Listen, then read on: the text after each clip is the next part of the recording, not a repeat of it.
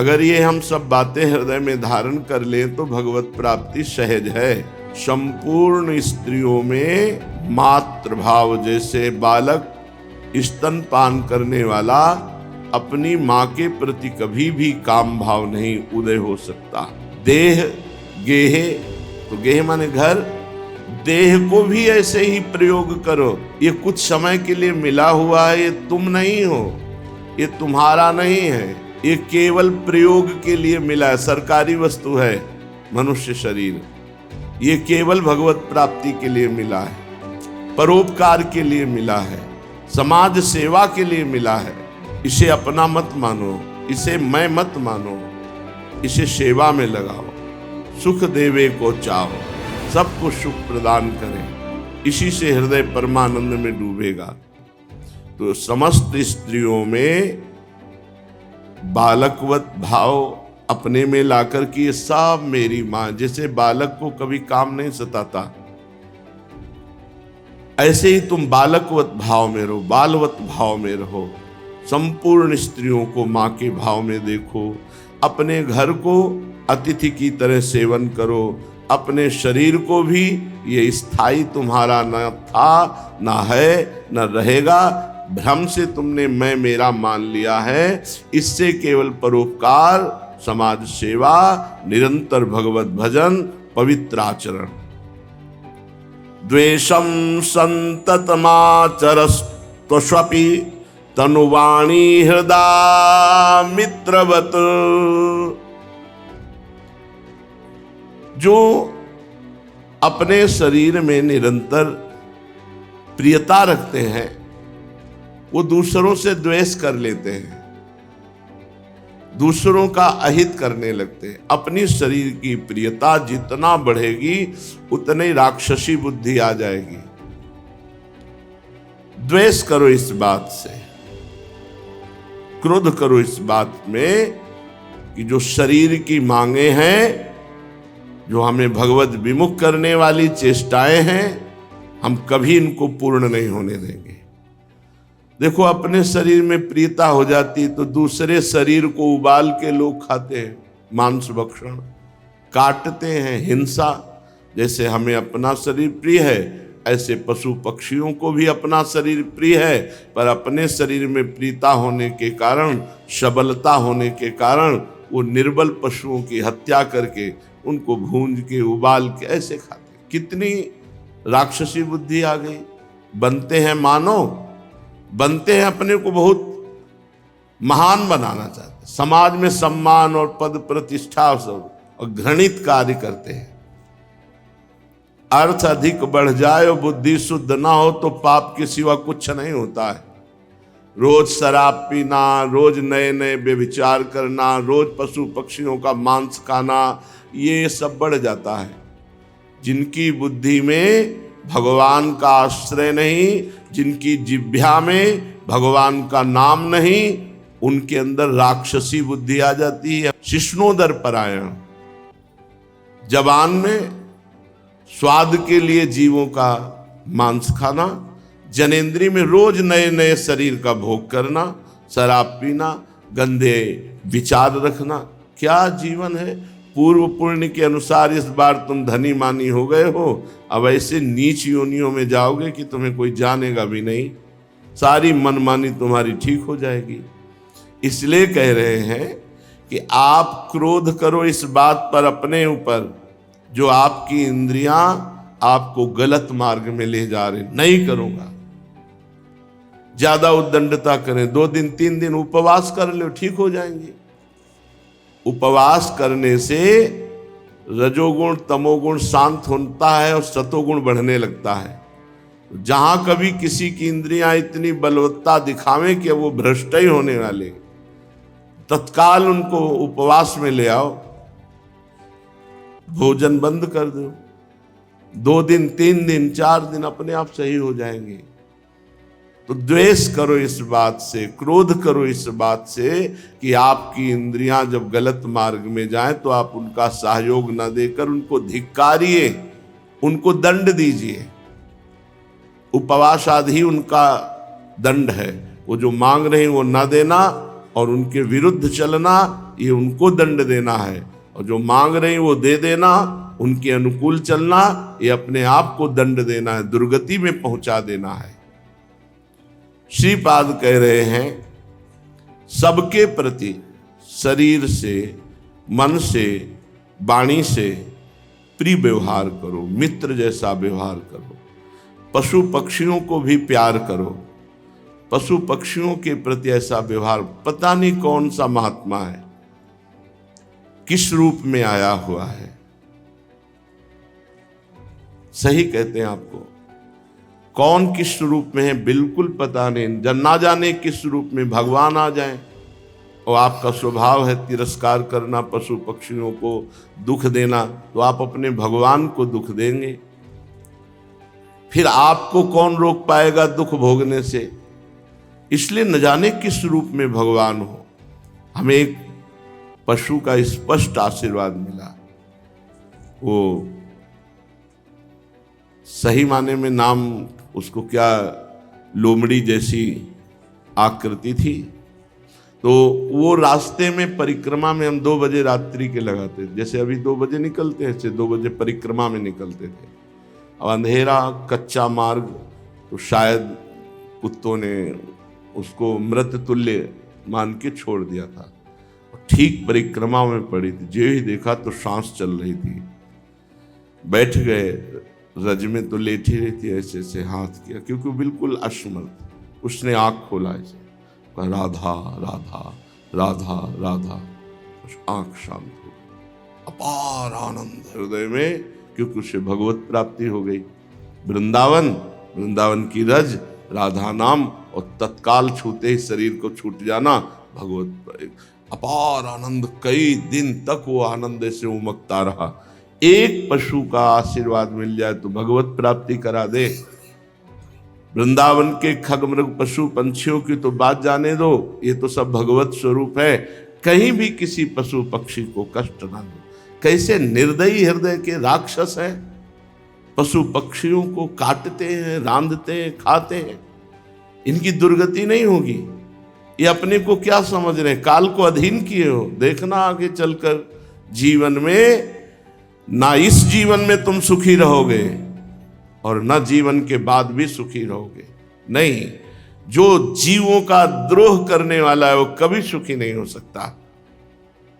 कहते हैं, तर्क रख देते हैं कि भगवान ने बनाया इसीलिए अगर हम खाएंगे नहीं तो इस सृष्टि बढ़ जाएगी।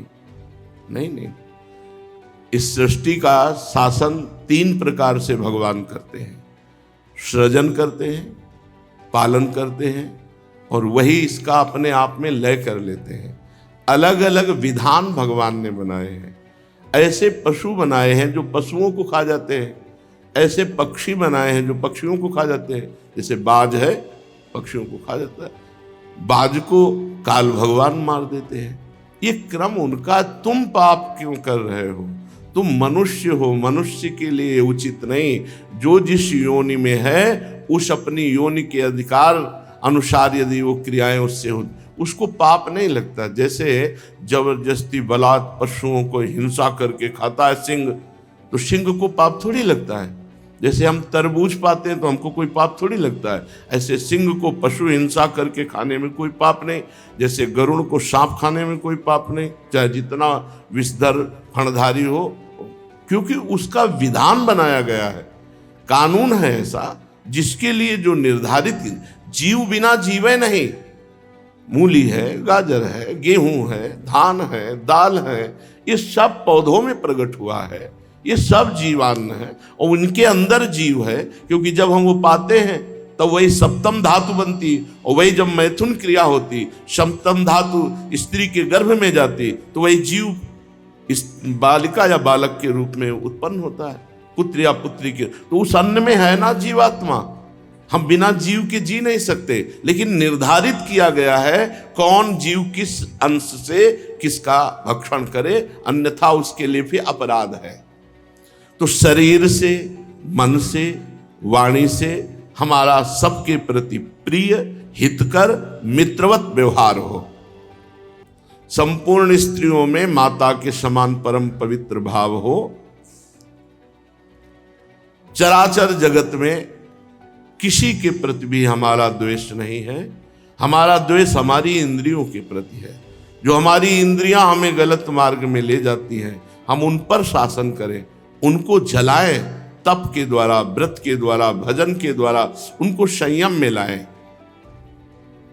शरीर, मन, वाणी से किसी भी जीव को हम कष्ट ना दें, किसी भी जीव को हम दुख ना दें। राधा पद नक्षचंद्र कांचित लता वृक्षे चकोरश्चरन वृंदा विपिने भवानी सकल प्राणिस्व मातृवत। श्री राधा किशोरी के श्री चरणारविंद में हमारी आसक्ति हो जाए। जैसे चकोर की आसक्ति केवल चंद्रमा में है और चंद्रमा के लिए, प्राप्ति के लिए वो सोचता है मैं उड़कर तो पहुंच नहीं सकता और चंद्रमा मेरे पास आ नहीं सकता, तो कैसे प्राप्ति हो? तो सुना कि भगवान शंकर के मस्तक पर चंद्रमा है और भगवान शंकर चिता की राख मस्तक पर लगाते हैं, तो चंद्रमा से मिलन हमारा हो जाए, इसलिए चकोर आग खाता है, चकोर अंगार खाता है। लागी लगन छूटे नहीं, जीभ चोंच बर जाए, मीठो कहा अंगार में जाहि चकोर चबाए। और वो इसलिए खाता है कि मैं भस्म हो जाऊं और कभी भगवान शिव हमारी शरीर की भस्म को मस्तक पे लगा लेंगे तो हम अपने प्रीतम चंद्रमा से मिल जाएंगे। हम ऐसे प्यार करें लाडली जू के श्री चरण नख कांति से। श्री प्रियाजू के चरण नख की कांति करोड़ों चंद्रमाओं को हे करने वाली है। हमारा चित्त चकोर की भांति श्री प्रियाजू के चरणों से प्रेम करे और समस्त विश्व के प्राणियों के प्रति माता जैसा वात्सल्य रखे। जैसे माँ अपने बच्चों से प्यार करती, ऐसे पशु पक्षी सबसे हम अपने वात्सल्य भाव कैसे उसको दुलार करें। सच्ची मानिए सबसे बड़ी भगवान की यही पूजा है। अगर आप पशु पक्षियों को दुलार करेंगे, उनको आप कष्ट नहीं देंगे, आप उनको नहीं मारेंगे, नहीं खाएंगे, राक्षस नहीं बनेंगे, तो नाम जप करो और ऐसा सद्भावना करो तो परहित सरिस धर्म नहीं भाई, इसी से भगवत प्राप्ति हो जाएगी।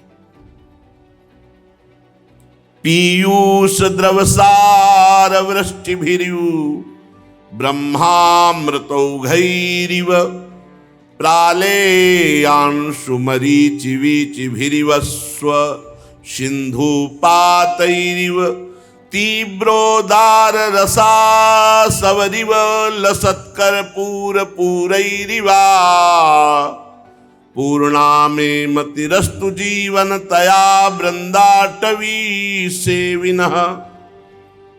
जीवन धन श्री वृंदावन अपने सेवक की मति को प्रियालाल के प्रेम में डुबो देता है।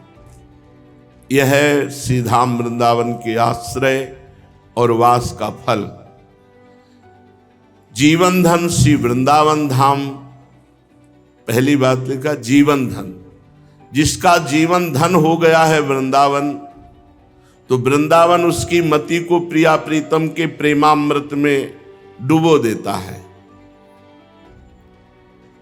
जो ब्रह्मानंद है, ब्रह्मानंद महान सुख है, लेकिन ब्रह्मानंद को जो फीका कर दे उसे प्रेमानंद कहते हैं। श्री प्रिया प्रीतम के चरणारविंद के प्रेमानंद में वृंदावन मस्त कर देता है, डुबो देता है उसको, जिसने अपना जीवन धन वृंदावन को मान लिया।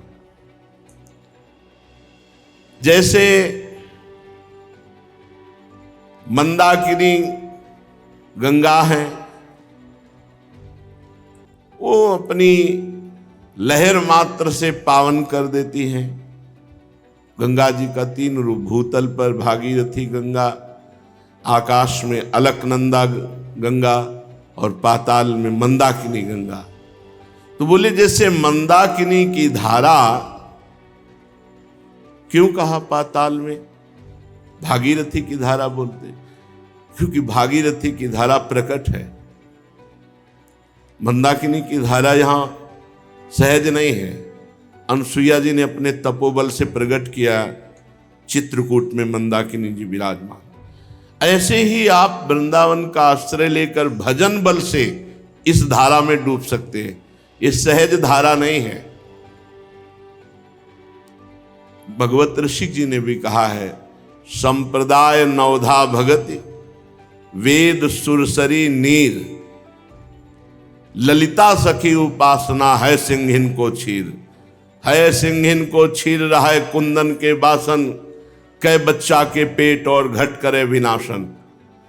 बोले चारों संप्रदाय वेद सिद्धांत ये गंगा की परम पावन धारा है, कोई भी गोता लगा सकता है। पर वृंदावन में नित्य विहार रसपरायण श्री प्रिया प्रीतम का सहचरी भाव, बोले ये सिंगिनी का दूध है, ये स्वर्ण पात्र में टिकता है या बच्चा के पेट में टिकता है। तो ऐसे ही यहां जो मंदाकिनी गंगा की बात की कि मतलब वो गुप्त है, दुर्लभ है।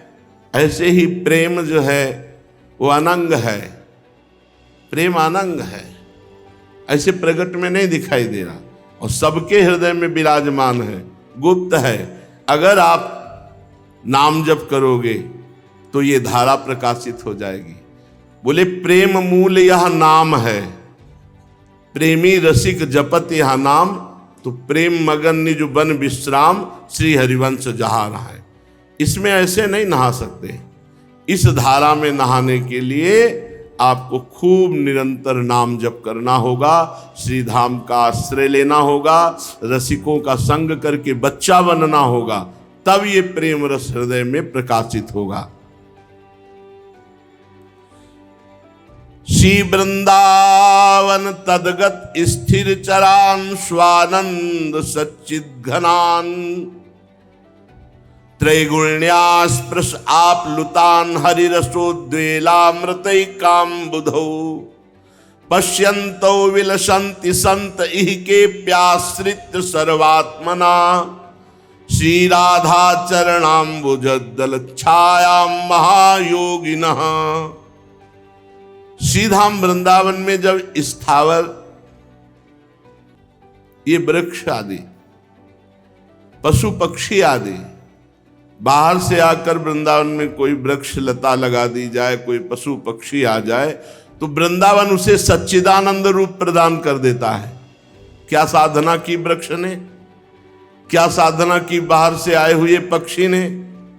विश्वास करो इस बात पर। श्री वृंदावन तदगत स्थिर चरान स्वानंद सच्चिद घनान। तो आप जब मनुष्य शरीर में वृंदावन वास करेंगे तो आपको सच्चिदानंद रूप की प्राप्ति नहीं हो जाएगी क्या? जब पशु पक्षियों को, जड़ वृक्षों को भी सच्चिदानंद घन रूप प्रदान कर देता है वृंदावन, जो वृंदावन की इस भूमि में स्थित हो गया, चाहे वो पशु पक्षी हो चाहे लता हो, वो सच्चिदानंद रूप को प्राप्त हो जाता है, तो तुम तो मनुष्य शरीर से वृंदावन प्राप्त किए हो। विश्वास करो, तुमको निश्चित सच्चिदानंद रूप की प्राप्ति होगी। ये त्रिगुणमय जो माया समुद्र है, ये तुम्हें अब डूबो नहीं पाएगा। तुमने वृंदावन का आश्रय ले लिया, तुमने वृंदावन का वास स्वीकार कर लिया, तो त्रिगुण माया में ये समुद्र तुम्हें नहीं डुबा सकता। अब तुम्हें डुबाएगा, जरूर डुबाएगा, पर वो हरिरस प्रेम उच्छलित समुद्र डुबाएगा। त्रिगुण में माया में समुद्र नहीं डुबाएगा। हरिरस, हरिरसोद्वेलामृतैकाम्बुधौ, हरिरस अमृत समुद्र, प्रेमामृत, प्रिया प्रीतम का प्रेम रस तुम्हें डुबाएगा वृंदावन के आश्रय से। अब तुम्हें माया में समुद्र नहीं डुबा सकता। और कह रहे पश्यंतो विलसंत संत इह के प्याश्रित सर्वात्मना। कोई बिरला ही संत ऐसा होता है जो वृंदावन का आश्रित और प्रिया प्रीतम को देखने के लिए व्याकुल है। वो महायोगी श्री राधा चरणाम्बुज दल की छाया का सर्वभाव से आश्रय लेकर कभी वृंदावन को नहीं छोड़ता, तो प्रिया प्रीतम का साक्षात्कार पा जाता है वृंदावन की कृपा से, रजरानी की कृपा।